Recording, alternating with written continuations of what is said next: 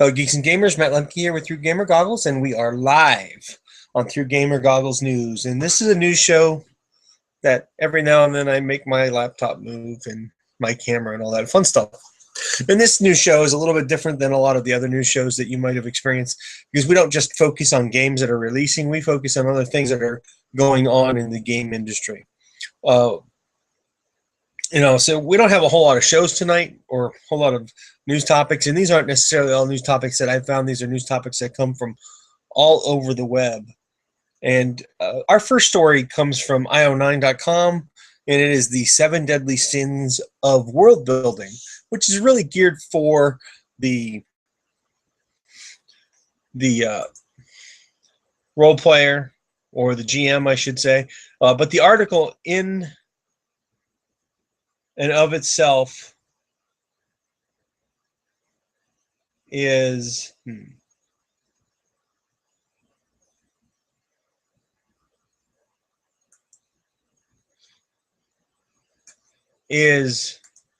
really geared for people who are working on developing their own game world.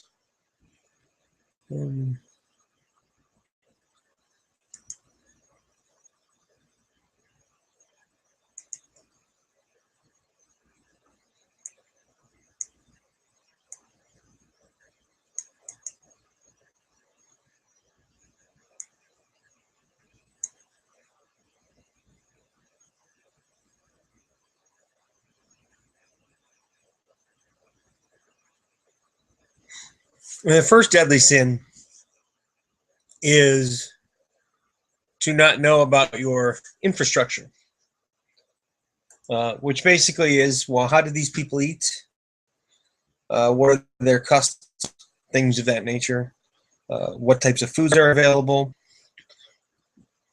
It could be simple things like who takes out the garbage. Who is it a caste society? Things of that nature. The number 2 deadly sin is not explaining why events are happening now. So if there's a group of soldiers out in the field and they are fighting the farmers, and it's a peasant revolt, and you don't describe that, you are seriously hurting your world market. Now, I suppose in a role-playing situation, it could be a little bit different, because who knows, maybe your characters, your party that you're GMing for just kind of landed there, they crashed, or it was, they came in through some portal, and they're in a strange new land, and they should be confused. That would be about the only time I would say that's a good exception.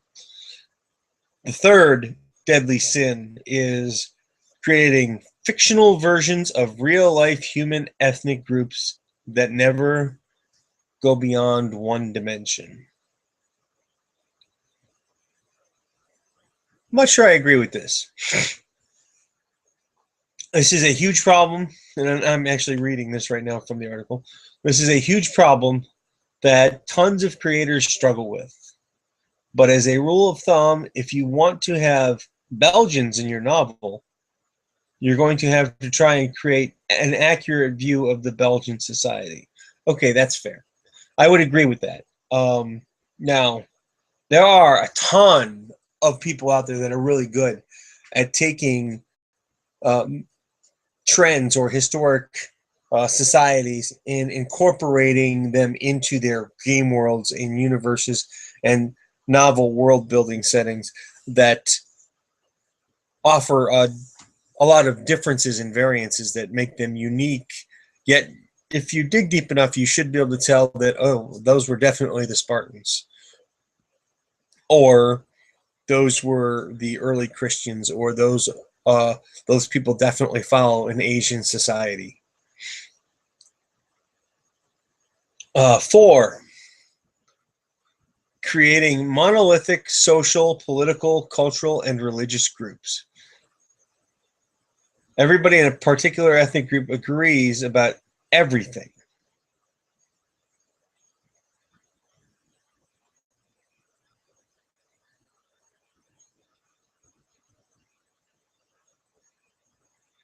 I'm reading.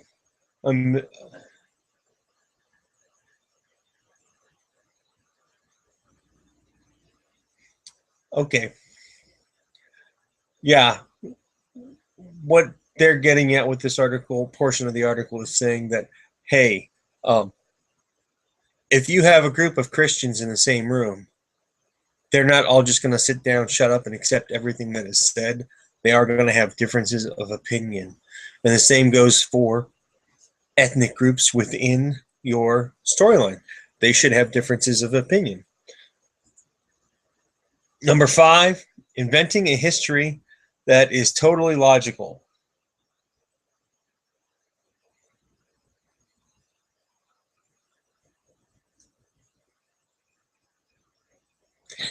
You know, I have to agree with this for more than one reason. And my reasoning is because it could be so much fun to have had the weaker race win the war and be in power.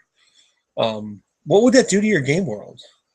If, you know, you've got these great big orcs that outnumber rats 7-1, yet the rats won because they were smarter.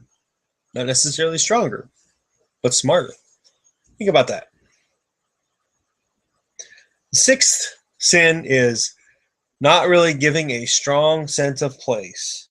Like, okay, this is actually moving into multisensory writing, which is the art or act of you using more than one sense to tell a story.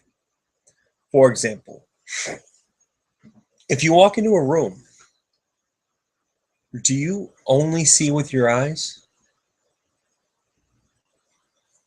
Most of you are going to say yes. But if you close your eyes, obviously you don't see with them, but you do see. By the sounds that are made around you, by the smells that are in the room, you can start mapping the room.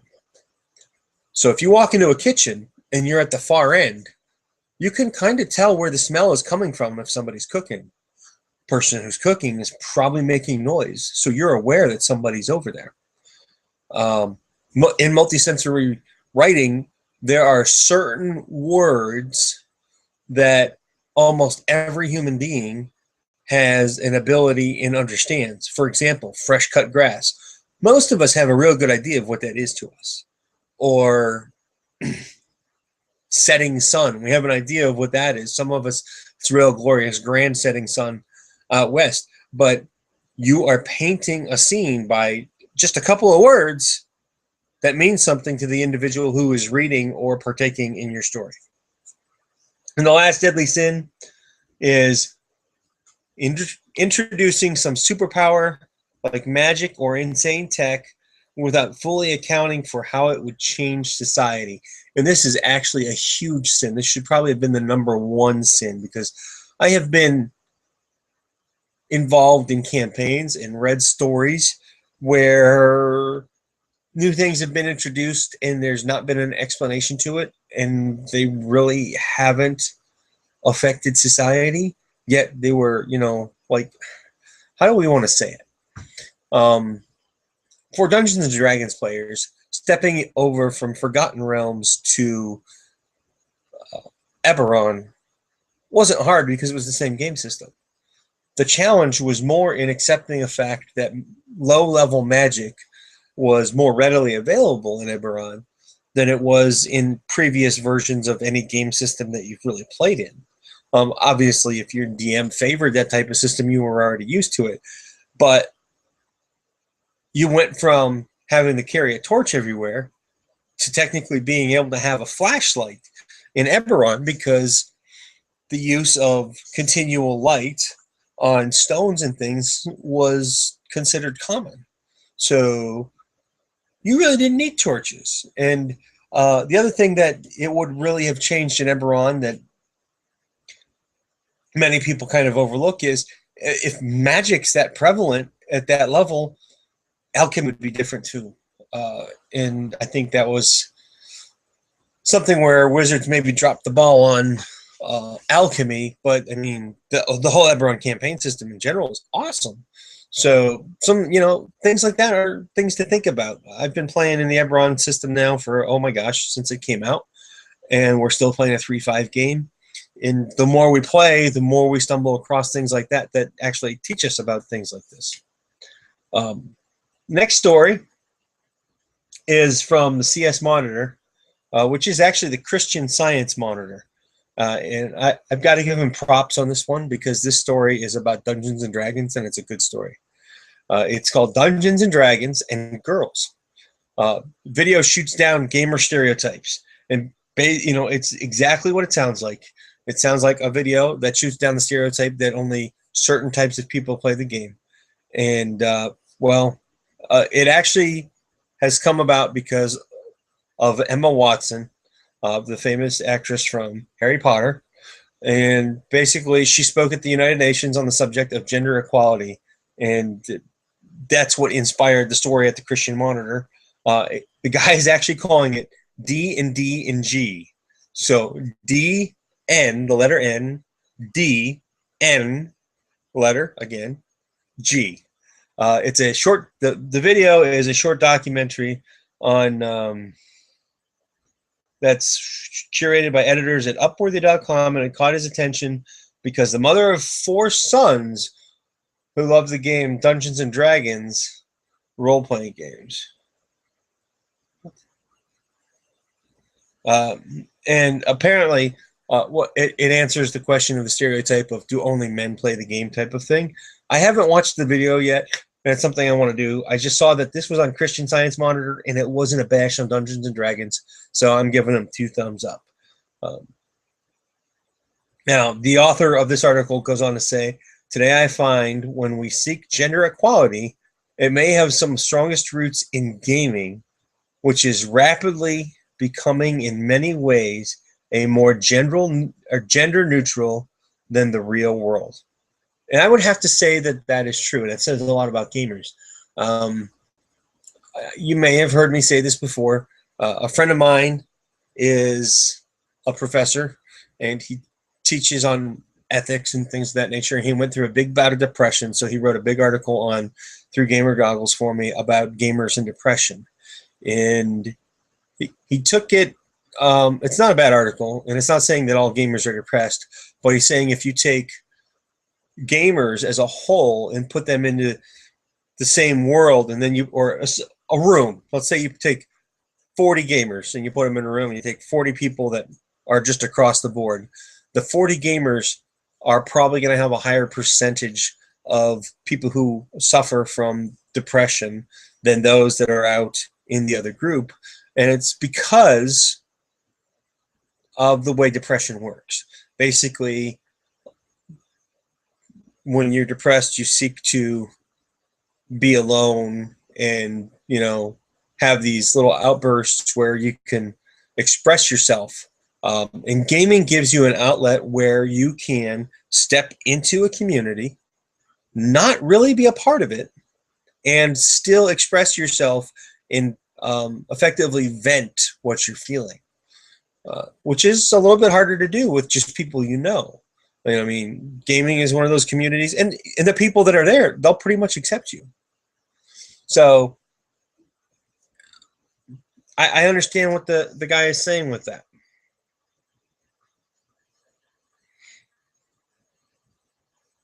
And the next story is for those of you that like to play Pillars of Eternity. Sorry, guys, the game's being delayed. This story is actually from PC Gamer. Obsidian has announced that the Infinity Engine style fantasy RPG Pillars of Eternity isn't going to be out this year after all.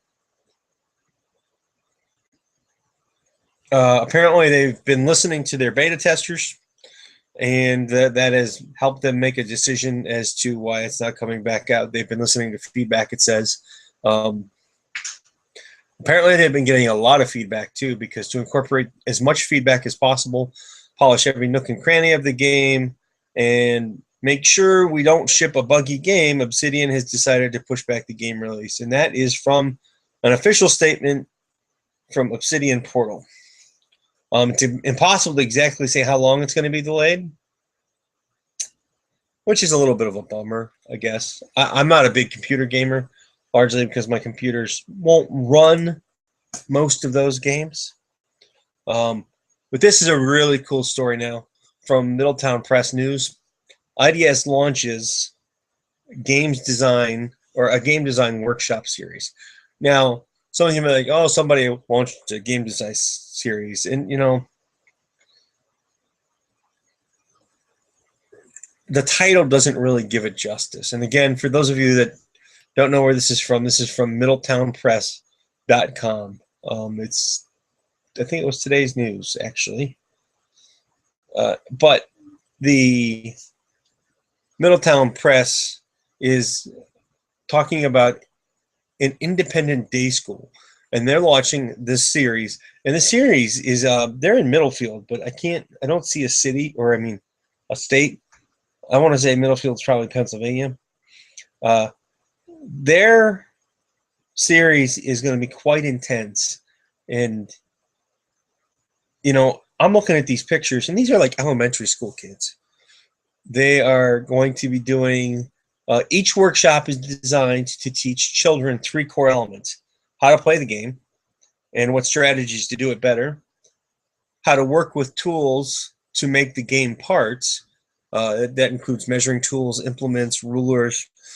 I think this is a great idea. I wish my kids would have had to have done this in school. And the third part is how to think through problems and challenges that they encounter as they build the game. So, you know, there's no reason why these kids can't rebuild Mousetrap. I think that would be wicked cool. The workshop is actually scheduled for October 18th, November 5 and 6. No, November 5th, December 6th, January 11th, February 21st, and March 8th. You know, this is a great thing to be teaching kids. It's teaching kids not only to, you know, interact with themselves and their friends, but the teamwork involved is going to help them work through problems that they wouldn't face in a normal sit-down part of the education. But yet, at the same time, they're learning to apply the skills that they have already learned, like measuring, cutting, simple math, and things of that nature. Now, the last story is another story about Dungeons and Dragons, and it actually is from Oregon Live, the Oregonian. It's OregonLive.com, and Dungeons and Dragons new rules put playing back into role-playing games. The Week in Geek. So apparently they're doing a Week in Geek, and this was one of their articles. I stumbled across this in a Google search. Dungeons and Dragons is pretty hot right now, and you know, Dungeons and Dragons has a long history, and I'm actually going through and making a series with my brother and my professor friend Ryan on all the different editions, and we're going to do some playing, and we're going to have that out in a little bit here in the near future, hopefully before Christmas, because, you know, you got to play and level up and things of that nature. But, you know, the geek culture really kind of owes a lot to Dungeons and Dragons. And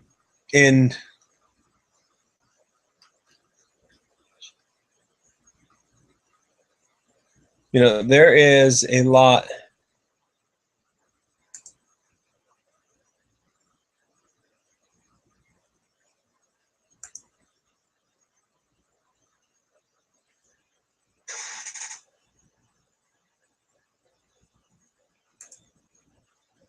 There's a lot about Dungeons and Dragons that can be left undone and said, but this article primarily focuses on how it is going back to the